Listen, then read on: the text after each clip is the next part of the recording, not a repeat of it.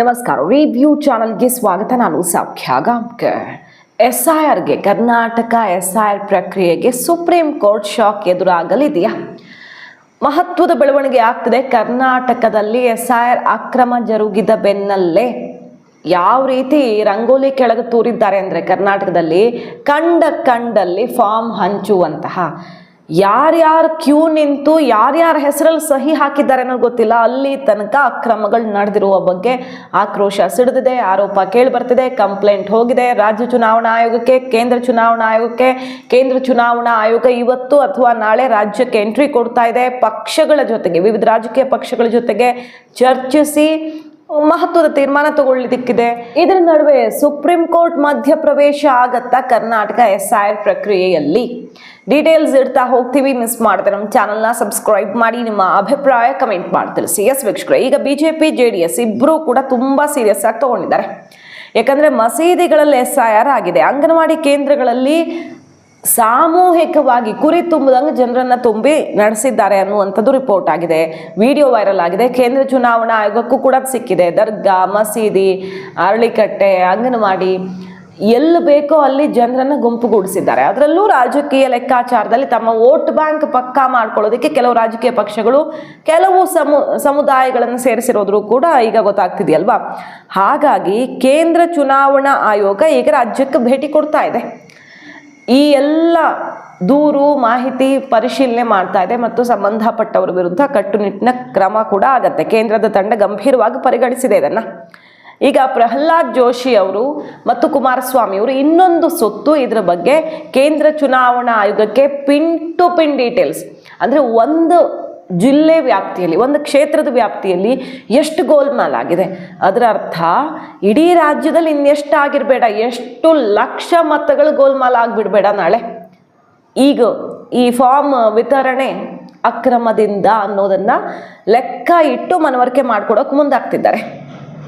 So ಈಗ ಆಗಿರೋದು cancel ಆಗಲೇಬೇಕು. ಈಗ ನಡೆದಿರೋ 4 ದಿನಗಳ SIR ಪ್ರಕ್ರಿಯೆ ಯಾವ ಕಾರಣಕ್ಕೂ ಕಂಟಿನ್ಯೂ ಆಗಬಾರ್ದು. ಆ ಡೇಟಾ, ಆ ಫಾರ್ಮ್ಗಳು ಮತ್ತೆ ಹೊಸದಾಗಿ ಆಗಲೇಬೇಕು ಅಂತ ಪ್ರಹ್ಲಾದ್ ಜೋಶಿ ಮತ್ತು ಕುಮಾರಸ್ವಾಮಿ ಅವರು, ಕೇಂದ್ರದ ಇಬ್ಬರು ಸಚಿವರು, BJP JDS ಸೇರಿಕೊಂಡು ಈಗ ದೊಡ್ಡ ಮಟ್ಟದ ಪ್ರಯತ್ನವನ್ನು ಮಾಡ್ತಾ ಇದೆ. ಕೇಂದ್ರ ಚುನಾವಣಾ ಆಯೋಗಕ್ಕೆ ಸಂಪೂರ್ಣವಾಗಿ ವರದಿ ಈಗ ಹೋಗಿದೆ. ಕೇಂದ್ರ ಚುನಾವಣಾ ಆಯೋಗ ಕರ್ನಾಟಕ SIR ಪ್ರಕ್ರಿಯೆ ಮೇಲ್ವಿಚಾರಣೆಗೆ ಹೊರ ರಾಜ್ಯದ ಅಧಿಕಾರಿಗಳನ್ನು ತರತ್ತಾ ಅದೆಲ್ಲ ಚರ್ಚೆ ನಡೀತಿದೆಯಲ್ವ. ಈಗ ಸುಪ್ರೀಂ ಕೋರ್ಟ್ಗೆ ಈ ಕೇಸು ಹೋಗುವ ದಟ್ಟ ಸಾಧ್ಯತೆ ಇದೆ. BJP ಅದಕ್ಕೂ ತಯಾರಿ ಮಾಡ್ಕೊಂಡಿದೆ. ಸುಪ್ರೀಂ ಕೋರ್ಟ್ನ ಮಧ್ಯಸ್ಥಿಕೆಯಲ್ಲಿಯೇ ಆಗಬೇಕು ಅನ್ನೋದು ಒಂದು ಕಡೆ ಆದರೆ, ಈ ಆಗಿರುವ 4 ದಿನಗಳ SIR ಪ್ರಕ್ರಿಯೆ ರದ್ದಾಗಿ ಕಂಪ್ಲೀಟ್ ಆಗಿ ಹೊಸದಾಗಿ ಆಗಬೇಕು. ಈ 2 ಬೇಡಿಕೆಗಳನ್ನ ಇಟ್ಕೊಂಡು ಜಸ್ಟ್ ಲೈಕ್ ವೆಸ್ಟ್ ಬೆಂಗಾಲಲ್ಲಿ ಆದಂಗೆನೇ ಇಲ್ಲೂ ಕೂಡ ವಿಶೇಷ ಕಾಳಜಿಯೊಂದಿಗೆ SIR ನಡೆಸಬೇಕು. ಆರಂಭದಲ್ಲಿ 4 ದಿನಗಳಲ್ಲಿ ಎಷ್ಟು ಅಕ್ರಮ ಮಾಡಿದ್ದಾರೆ, ಇದನ್ನು ಹಿಂಗೆ ಬಿಟ್ರೆ ಇದು ಹಳಿ ತಪ್ಪು ಹೋಗುತ್ತೆ. ಯಾಕಂದ್ರೆ ಚುನಾವಣಾ ಆಯೋಗ ನಿಯಮ ಹಾಕಿದೆ, ಟ್ರೈನಿಂಗ್ ಕೊಟ್ಟಿದೆ, ಎಲ್ಲ ಮಾಡಿದೆ. ಆದರೆ ಅವ್ರಿಗೆ ಕಣ್ಣಿಗೆ ಮಣ್ಣೆರಗ್ತಿದ್ದಾರೆ ಅಂದರೆ ಮಧ್ಯಪ್ರವೇಶ ಆಗಬೇಕು ಸುಪ್ರೀಂ ಕೋರ್ಟ್ದು ಅಂತ ಕೋರ್ಟ್ ಕದ ತಟ್ಟೋದಕ್ಕೂ ಕೂಡ ಕಾನೂನು ತಂಡ ರೆಡಿ ಮಾಡ್ಕೊಂಡಿದ್ದಾರೆ. ಈಗ ಇದು ಮೇಜರ್ ಇಲ್ಲಿ. ಯಾಕಂದರೆ ಸುಪ್ರೀಂ ಕೋರ್ಟ್ಗೆ ಹೋಗಿದ್ದು ವೆಸ್ಟ್ ಬೆಂಗಾಲಲ್ಲಿ ಬಿಟ್ಟರೆ ಬೇರೆ ಎಲ್ಲೂ ಇಲ್ಲ. ಬೇರೆ ಕಡೆ ಎಲ್ಲ ಒಂದಿಷ್ಟು ಆರೋಪ ಪ್ರತ್ಯಾರೋಪಗಳು ಬಂದು ಬಿಟ್ಟರೆ ಇಷ್ಟು ದೊಡ್ಡ ಪ್ರಮಾಣದಲ್ಲಿ ಜಟಾಪಟಿ ಸುಪ್ರೀಂ ಕೋರ್ಟ್ಗೆ ಹೋಗಿ ಮಮತಾ ಬ್ಯಾನರ್ಜಿ ತಾನೇ ಕರಿಕೋಟ್ ಹಾಕ್ಕೊಂಡು ವಾದ ಮಾಡಕ್ಕೆ ನಿಂತಿದ್ದ ತನಕ ಆಯಿತು. ಆಮೇಲೆ ಸುಪ್ರೀಂ ಕೋರ್ಟು ಕಟ್ಟುನಿಟ್ಟಿನ ಕ್ರಮ ಕೈಗೊಳ್ಳುತ್ತೆ, ತನ್ನದೇ ಸುಪರ್ದಿಯಲ್ಲಿ SIR ನಡೆಸುತ್ತೆ. ಅಂದರೆ ತನ್ನ ಮುಂದಾಳತ್ವದಲ್ಲಿ ಸುಪ್ರೀಂ ಕೋರ್ಟೇ ಇದರ ಜವಾಬ್ದಾರಿ ಹೊತ್ತುಕೊಂಡು ನ್ಯಾಯಿಕ ಅಧಿಕಾರಿಗಳನ್ನು, ಜುಡಿಷಿಯಲ್ ಆಫೀಸರ್ಸ್ನ ನೇಮಕ ಮಾಡ್ತಾರೆ. ಅಂದರೆ ಕೆಳಗಿನ ಕೋರ್ಟ್ನ ಪ್ರಮುಖರನ್ನೇ ಇಲ್ಲಿ SIRಗೆ ಕಾವಲುಗಾರರನ್ನಾಗಿರಿಸ್ತಾರೆ. ಆ ರೀತಿ ಜುಡಿಷಿಯಲ್ ಆಫೀಸರ್ಸ್ ಮೂಲಕ SIR ನಡೆದು ನಾಳೆ ಯಾರೂ ಚಕಾರ ಎತ್ತಬಾರ್ದು, ಆ ರೀತಿ ಆಯಿತು ವೆಸ್ಟ್ ಬೆಂಗಾಲಲ್ಲಿ. ಕೋರ್ಟು ಕಾವಲು ಕಾಯ್ತು SIR ಪ್ರಕ್ರಿಯೆಯನ್ನು ಆ ಥರ ನಡಿಬೇಕು ಈಗ ಕರ್ನಾಟಕದಲ್ಲೂ ವೆಸ್ಟ್ ಬೆಂಗಾಲ್ಗಿಂತ ಕಡಿಮೆ ಇಲ್ಲ ಅಕ್ರಮಗಳು ಅನ್ನುವ ಆಕ್ರೋಶ ಎದ್ದಿದೆ. ಯಾಕಂದರೆ ವೆಸ್ಟ್ ಬೆಂಗಾಲಲ್ಲೂ ಹಿಂಗೆ ಆಗಿತ್ತು, ಹೈಜಾಕ್ ಮಾಡಿಬಿಟ್ಟಿತ್ತು ಅಲ್ಲಿನ ಸರ್ಕಾರ, ಮಮತಾ ಬ್ಯಾನರ್ಜಿ ಸರ್ಕಾರ ಅಧಿಕಾರಿಗಳನ್ನು. ಆ ಮೂಲಕವೇ SIR ತಮಗೆ ಬೇಕಾದಂಗೆ ನಡೆಸ್ಕೊಳ್ತಿದ್ರು ಅನ್ನೋ ಆರೋಪ ಬಂತು. ಆರೋಪ ಪ್ರತ್ಯಾರೋಪಗಳು ಸಿಡಿದ್ವು, ಕೋರ್ಟ್ ಮಧ್ಯಪ್ರವೇಶ ಮಾಡಿತ್ತು. ಈಗ ಇಲ್ಲಿ ಗುಂಪಾಗಿ ಹೊರಗಡೆ ದೇಶದವ್ರಿಗೂ ಕೂಡ ಬಂದರೆ ಬಾಂಗ್ಲಾ ಅಕ್ರಮ ನಿವಾಸಿಗಳಿಗೂ ಕೂಡ ಫಾರ್ಮ್ ಕೊಟ್ಟಿದ್ದಾರೆ, ಫಿಲ್ ಮಾಡಿಸಿದ್ದಾರೆ. ಅವರನ್ನು ಅಧಿಕೃತ ಮತದಾರರನ್ನಾಗಿ ಮಾಡೋದಕ್ಕೆ SIR ಪ್ರಕ್ರಿಯೆಯನ್ನೇ ಅಸ್ತ್ರ ಮಾಡ್ಕೊಂಡಿದ್ದಾರೆ ಇವರು ಅನ್ನೋ ಆರೋಪ ತನಕ ಕೇಳಿಬಂದಿದೆ. SIR ಪ್ರಕ್ರಿಯೆ ಮಾಡ್ತಿರೋದೇ ಇಂಥದ್ದನ್ನು ತೆಗಿಯೋಕೆ. ಬಟ್ ಇದ್ರ ಮೂಲಕವೇ ಅಧಿಕೃತ ಮಾಡಿಬಿಟ್ರೆ ಇನ್ನವ್ರು ಗಟ್ಟಿ ಕರ್ನಾಟಕದಲ್ಲಿ ಯಾವನು ಟಚ್ಚೇ ಮಾಡೋಕ್ಕಾಗಲ್ಲ, ಅವ್ರಿಗೆ ಯಾವ ಸೌಲಭ್ಯನೂ ಕಿತ್ಕೊಳ್ಳೋಕ್ಕೂ ಆಗಲ್ಲ. ಆ ರೀತಿ ಗಟ್ಟಿ ಮಾಡಬಹುದು, ಅವ್ರಿಗೆ ಅಧಿಕೃತ ಆಗ್ತಾರೆ, ಅವರು ಇಲ್ಲಿಯವರೇ ಆಗಿಬಿಡ್ತಾರೆ. ಆ ರೀತಿ ಮಾಡೋಕ್ಕೂ ಪ್ಲ್ಯಾನ್ ಆಗಿದೆ ಅನ್ನುವ ಆರೋಪ ಎಲ್ಲ ಕೇಳಿ ಬಂದಿದೆಯಲ್ಲ. ಸೊ ಅದರ ಬೆನ್ನಲ್ಲೇ ಈಗ ಕೇಂದ್ರ ಸರ್ಕಾರದ ಅಧಿಕಾರಿಗಳು ಬರಬೇಕು, ಹೊರ ರಾಜ್ಯದ ವೀಕ್ಷಕರನ್ನು ಕಳಿಸ್ಬೇಕು. ಒಂದು ವೋಟ್ ಡಿಲೀಟ್ ಆಗೋದಾದರೂ ಆ್ಯಡಿಷನ್ ಆಗೋದಾದರೂ ಕೂಡ ಈ ವೀಕ್ಷಕರ ಪರ್ಮಿಷನ್ ತಗೊಂಡೇ ಪ್ರತಿಯೊಂದು ಪ್ರಾಸೆಸ್ ನಡೆಯುತ್ತೆ, ಅವ್ರ ನೇಮಕ ಆಗಿಬಿಟ್ರೆ. ಸೊ ಈಗ ಕೇಂದ್ರ ಚುನಾವಣಾ ಆಯೋಗ ಸೋಮವಾರ ಅಥವಾ ಮಂಗಳವಾರ ರಾಜ್ಯಕ್ಕೆ ವಿಸಿಟ್ ಮಾಡಿ ಇದನ್ನು ತೀರ್ಮಾನ ಮಾಡಲಿದೆ. ಈ ತೀರ್ಮಾನಕ್ಕೂ ಮುನ್ನ ರಾಜಕೀಯ ಪಕ್ಷಗಳ ಜೊತೆಗೆ ಸಮಾಲೋಚನೆ ಮಾಡೋದು, ಎಲ್ಲರ ಅಭಿಪ್ರಾಯ ಸಂಗ್ರಹ ಮಾಡೋದಕ್ಕೂ ಕೂಡ ಕರ್ನಾಟಕದಲ್ಲಿ ಕೇಂದ್ರ ಚುನಾವಣಾ ಆಯೋಗ ನಿರ್ಧಾರ ಮಾಡಿರೋದು ಈಗ ಗೊತ್ತಾಗ್ತಿದೆ. ಈ ನಿಟ್ಟಿನಲ್ಲಿ ಇವತ್ತು ಕೇಂದ್ರ ಚುನಾವಣಾ ಆಯುಕ್ತರನ್ನ ಪ್ರಹ್ಲಾದ್ ಜೋಶಿ ಮತ್ತು ಕುಮಾರಸ್ವಾಮಿ ಅವರು ಭೇಟಿಯಾಗ್ತಿದ್ದಾರೆ. ಕಂಪ್ಲೀಟ್ 4 ದಿನ ಆಗಿರೋ SIR ಅನ್ನ ಸ್ಥಗಿತ ಮಾಡಿ 0ದಿಂದ ಶುರು ಮಾಡಬೇಕು, ಮತ್ತೆ ಆರಂಭದಿಂದ ಇಲ್ಲಿ ಎಲ್ಲ ಕಡೆ ಆಗಬೇಕು. ಕಳೆದ 4 ದಿನಗಳಿಂದ ನಡೀತಿರೋ SIR ಪ್ರಕ್ರಿಯೆ ಪರಿಪೂರ್ಣವಾಗಿ ನಾವು ದಾಖಲೆ ಕೊಡಬಲ್ಲೆವು, ಇದು ಅಕ್ರಮವಾದ ದಾರಿಯನ್ನು ಹಿಡಿದಿದೆ ಅನ್ನೋದಕ್ಕೆ. ಸೊ ಅದರ ಸಮೇತ ಎಲ್ಲೆಂದರಲ್ಲಿ ಅರ್ಜಿಗಳನ್ನು ಭರ್ತಿ ಮಾಡ್ಕೊಂಡಿದ್ದಾರಲ್ಲ ಅದನ್ನೆಲ್ಲ ಕ್ಯಾನ್ಸಲ್ ಮಾಡಿ ಈಗ ಚುನಾವಣಾ ಆಯೋಗ ನಿರ್ಧಾರ ತಗೊಳ್ಬೇಕು. ಅಕಸ್ಮಾತ್ ಇದರಲ್ಲಿ ಏನಾದರೂ ಡಿಲೇ ಆದರೆ ಅಥವಾ ಅನುಮಾನಗಳು ಹಾಗೆ ಉಳ್ಕೊಂಡ್ರೆ ಇನ್ನು ಮುಂದೆ ಸರಿ ಮಾಡಿಸೋಣ, ಇಷ್ಟು ದಿನ ಆಗಿದ್ದಾಗೋಯ್ತು ಅನ್ನೋ ಥರ ಬಿಟ್ಟರೆ ಅಲ್ಲಿಗೆ ಅದನ್ನು ಬಿಡೋದಕ್ಕೆ BJP JDS ರೆಡಿ ಇಲ್ಲ. ಹಾಗಾಗಿ ಯಾವುದಕ್ಕೂ ಇರಲಿ ಅಂತ ಈಗ ಸುಪ್ರೀಂ ಕೋರ್ಟೇ ಮಧ್ಯಪ್ರವೇಶ ಮಾಡುವಂತೆ ಕಾನೂನು ಹೋರಾಟಕ್ಕೂ ಕೂಡ ತಯಾರಿಯನ್ನು ಮಾಡಿಕೊಳ್ತಿದ್ದಾರೆ. ಸೊ ಕರ್ನಾಟಕ SIR ಕೂಡ ಪಶ್ಚಿಮ ಬಂಗಾಳದಷ್ಟೇ ಗಂಭೀರ ಸ್ವರೂಪವನ್ನು ತಾಳ್ಬಿಡ್ತಾ ಈಗ.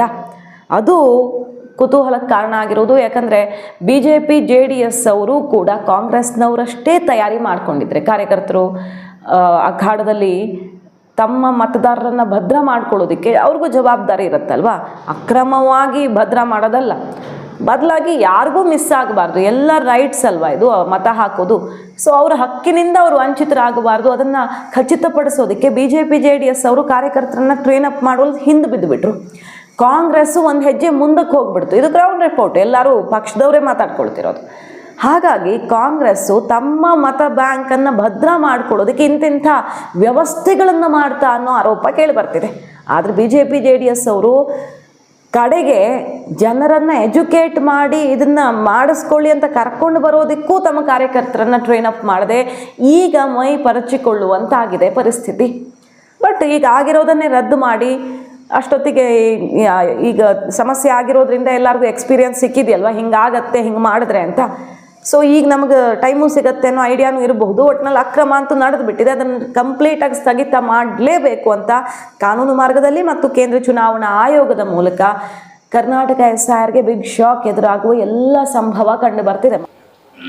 ಬಂಕಾಪುರ ಪಟ್ಟಣದ ಬೂತ್ ಸಂಖ್ಯೆ 184, 185 BLAಗಳು ಮೊಮಿನ್ ಮಸೀದಿಯ ಆಫೀಸ್ನಲ್ಲಿ SIR ಪ್ರಕ್ರಿಯೆ ಮಾಡುತ್ತಿದ್ದು ವಾಟ್ಸಾಪ್ ಗ್ರೂಪ್ ಮೂಲಕ ಪ್ರಚಾರ ಮಾಡ್ತಾ ಇದ್ದಾರೆ. ಇಲ್ಲಿ ಮಾಡಾಕತ್ತೀವಿ ಬರ್ರಿ ಅಂತೇಳಿ ವಿಡಿಯೋ ಹಾಕಿ ಸೋಷಿಯಲ್ ಮೀಡಿಯಾದಾಗ ಅವೈಲೇಬಲ್ ಅದ, ನಾನು ನಿಮಗೂ ಕಳಿಸ್ತೀನಿ, ನೀವು ನೋಡ್ರಿ.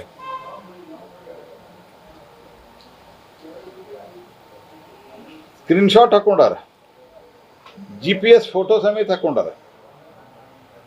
ಶಿಗ್ಗಾಂವ್ ಸವಣೂರು ವಿಧಾನಸಭಾ ಕ್ಷೇತ್ರದ ಸವಣೂರು ಪುರಸಭೆಯ 13ನೇ ವಾರ್ಡ್ನಲ್ಲಿ ಕಾಂಗ್ರೆಸ್ ಸದಸ್ಯರಾದ ಅಜೀಂ ಮಿರ್ಜಾ ಅವರು ಬೂತ್ ನಂಬರ್ 148 BLO ಆದ ಮೌಲಾನಾ ಸಾಬ್ ಇವರೊಂದಿಗೆ ತಮ್ಮ ಕಾರ್ಯಾಲಯದ ಒಂದೇ ಕಡೆ ಕೂಡಿ SIR ಫಾರ್ಮ್ ನೀಡುತ್ತಿದ್ದಾರೆ. ಇದ್ರ ನಂಬರ್ ಹೌದಾ ನಮ್ಮ ಕಡೆ, ಹೆಸರು ಅವ್ರ ನಂಬರು, ಅವ್ರು ಫೋನ್ ಮಾಡಿದ್ರೆ ಹೌದು ಇಲ್ಲಿ ಕೂತೀವಿ ಬರ್ರಿ ಅಂತ ಹೇಳ್ತಾರೆ ಮಂದಿಗೆ. ಈಗ ನೀವು ಫೋನ್ ಮಾಡಿರ್ಬೇಕಾರೆ ನಿಮಗೂ ಹೇಳ್ತಾರೆ ಇಲ್ಲಿ ಕುಂತೀವಿ ಬರ್ರಿ ಅಂತ ಹೇಳಿ. ಮತ್ತು ಇದನ್ನು ತಮ್ಮ ಸೋಷಿಯಲ್ ಮೀಡಿಯಾದಲ್ಲಿ ಹಂಚ್ಕೊಂಡಾರೆ. ಹೀಗಾಗಿ ನಾನು ಸ್ಪಷ್ಟವಾಗಿ ಇಲ್ಲಿನ ಅಧಿಕಾರಿಗಳಿಗೂ ಹೇಳಿದೆ ಮತ್ತು ನಾವು ಕರ್ನಾಟಕದ CEO ಅವ್ರನ್ನು ಸಹಿತ ನಾವು ಭೇಟಿಯಾಗುವ ವಿಚಾರ ಅದ. ಎಲ್ಲ BJPಯ ಪ್ರಮುಖರು, ನಾವು ಕೇಂದ್ರ ಸಚಿವರು ಹೋಗ್ತೀವಿ. ಹೋಗಿ ಇದು ಸರಿ ನಡೀತಾ ಇಲ್ಲ, ಉದ್ದೇಶ ಏನದ ನಾ ಸ್ಪಷ್ಟಪಡಿಸ್ತೇನೆ, ಇನ್ನೊಮ್ಮೆ ನಿಮಗೂ ಸ್ಪಷ್ಟಪಡಿಸ್ತೀನಿ. ಈಗ ನಮ್ಮ ಜಿಲ್ಲಾದ ಮಟ್ಟಿಗೆ ನಾ DC ಅವ್ರಿಗೂ ನಮ್ಗೆ ಯಾರ್ದು ನಿಮ್ಗೆ ಇಲ್ಲಿಗಲ್ಲಿ ಯಾವ ಜಾತಿಯವ್ರದ್ದು ತೆಗಿಯಂತ ನಾವು ಹೇಳೋದಿಲ್ಲ, ಯಾರ ಜಾತಿಯವ್ರದ್ದು ಇಲ್ಲಾರ್ದವ್ರದ್ದು ಹಾಕಂತ ಹೇಳೋದಿಲ್ಲ. ಅದು ಹಿಂದೂ ಇರ್ಬೋದು, ಮುಸಲ್ಮಾನ್ ಇರ್ಬೋದು, ಸಿಖ್ ಇರ್ಬೋದು, ಜೈನ್ ಇರ್ಬೋದು, ಕ್ರಿಶ್ಚಿಯನ್ ಇರ್ಬೋದು. ಬಟ್ ನೀವು ಸರಿಯಾಗಿ ಇದನ್ನು ಮಾಡೋದು ಇದು ನಿಮ್ಮ ಕರ್ತವ್ಯ. ಮತ್ತು ಇದೆಲ್ಲ ಕಾನೂನು ದೃಷ್ಟಿಯಿಂದ ನೋಡಿದರೆ ಇಡೀ ದೇಶಾದ್ಯಂತ ಇದು ಸುಪ್ರೀಂ ಕೋರ್ಟ್ನಲ್ಲಿ ಹೋಗಿ ಸುಪ್ರೀಂ ಕೋರ್ಟು ಇದರ ಕಾನ್ಸ್ಟಿಟ್ಯೂಷನ್ ವ್ಯಾಲಿಡಿಟಿ ಎತ್ತಿ ಹಿಡಿದಿದೆ. ಯಾರ್ದು ಸರ್? ಕಾಂಗ್ರೆಸ್ ಪಾರ್ಟಿದ, ಸರ್ಕಾರದ? ಅದು ಯಾರು ಮಾಡಿಸ್ಬೇಕು ಸರಿಯಾಗಿ? Election commission. We are not in charge of BLO. ನಮ್ಮ ಸರ್ಕಾರಿ ಅಧಿಕಾರಿಗಳು ಹೌದು, ಆದರೆ ಒಂದು ನಿಮಿಷ ಕೇಳಿ sir, BLOs are our government employees. ಅದು ನಾನು ಹೇಳ್ತಾ ಇಲ್ಲ. ಆದರೆ ವಿ ಹ್ಯಾಂಡ್ ದೆಮ್ ಓವರ್. ಈಗ ಕರ್ನಾಟಕ ಈಗ CEO ಯಾರು? ಅನ್ಬು ಕುಮಾರ್ ಅವರು ಆಯೋಗಕ್ಕೆ ನಾವು ಕೊಟ್ಟಿದ್ದೀವಿ, ಡೆಪ್ಯೂಟೇಷನ್ ಮೇಲಿದ್ದಾರೆ. ಅವ್ರ ಮಾತು ಕೇಳಬೇಕು, ನಮ್ಮ ಮಾತು ಕೇಳೋದಿಲ್ಲ. ಆಮೇಲೆ ಮಾನದಂಡದ ಪ್ರಕಾರ BLOಗಳು ಮಾಡಬೇಕು. ಅದು ಮಾನದಂಡ ನಮ್ದಲ್ಲ ಅಲ್ಲ, ಅದು ಅವ್ರದ್ದು. ಇನ್ನೊಂದು ಮತ್ತೆ ಮಾಡ್ತಾ ಮಾಹಿತಿ ನಿಮ್ದು ಸಂಪೂರ್ಣ ಇಲ್ಲ. ಈಗಾಗಲೇ ಇಲ್ಲಿ ಕೇಳಿ, ಮಿಸ್ಯೂಸ್ ಕಂಪ್ಲೇಂಟ್ ಮಾಡಲಿ. ಮತ್ತೆ 70% of the enumeration forms have already been distributed in various districts. Target is 2-3 ಡೇಸಲ್ಲಿ ಮನೆಗೆ ತೆರಳಿ ಅವರು ಎನ್ಯುಮರೇಷನ್ ಫಾರ್ಮ್ಸು ಭಾಳ ವೇಗವಾಗಿ ಕೊಡ್ತಾ ಇದ್ದಾರೆ. ನಮಗಿರೋ ಮಾಹಿತಿ ಪ್ರಕಾರ ನಾನು ಮೊನ್ನೆ ರಾಯಚೂರಿಗೆ ಹೋಗಿದ್ದೆ, ಆಮೇಲೆ ಕೊಪ್ಪಳಕ್ಕೆ ಹೋಗಿದ್ದೆ. ಅಲ್ಲಿ nearly 60% of the enumeration forms already be have distributed. ನಾನು ಸೇಡಮಲ್ಲಿ ಚೆಕ್ ಮಾಡಿ 70% of the enumeration forms have been distributed. ಸರಿಯಾಗಿ ನಡೀತಾ ಇಲ್ಲ ಅಂತ ಹೆಂಗೆ ಹೇಳಿ? ಡೋರ್ ಟು ಡೋರ್ ನೋಡಿ, ಡೋರ್ ಟು ಡೋರ್ ಹೋಗದೇ ಇದ್ದರೆ ನೀವು 70% ಎನ್ಯುಮರೇಷನ್ ಫಾರ್ಮ್ ಡಿಸ್ಟ್ರಿಬ್ಯೂಷನ್ ಆಗೋಕ್ಕೆ ಸಾಧ್ಯನೇ ಇಲ್ಲ.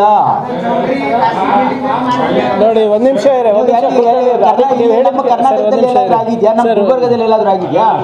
ಇಲ್ಲ, ಒಂದು ನಿಮಿಷ ಇರೇ ಕುಲಕರ್ಣಿ ಅವರೇ, ಒಂದು ನಿಮಿಷ ಸರ್, ಒಂದು ನಿಮಿಷ. ಇವತ್ತು ಕಮ್ಯುನಿಟಿ ಹಾಲ್ಗಳಿರ್ಬೋದು, ಬೇರೆ ಕಡೆ ಇರ್ಬೋದು, ಜನ ಹೋಗಿ ಒಂದೇ ಸರಿ ಮಾಡ್ತಾ ಇದ್ದಾರೆ ಅಂದರೆ ಜನರಲ್ಲಿ ಆತಂಕ ಇದೆ ಅಂತ ಅರ್ಥ ಅಲ್ವಾ? ಈ ಆತಂಕ ಕಾರಣ ಯಾರು? ನಾವಾ? ಆ ರೀತಿ ಆಗ್ತಾ ಇದೆಯಾ? ಎಲ್ಲೋ 1-2 ಇನ್ಸಿಡೆಂಟ್ ಆಗಿರ್ಬೋದು, ಆಗಿಲ್ಲ ಅಂತ ಹೇಳಲ್ಲ ನಾನು. ಅಲ್ಲಿ ಕ್ರಮ ತೆಗೆದುಕೊಳ್ತಾರೆ.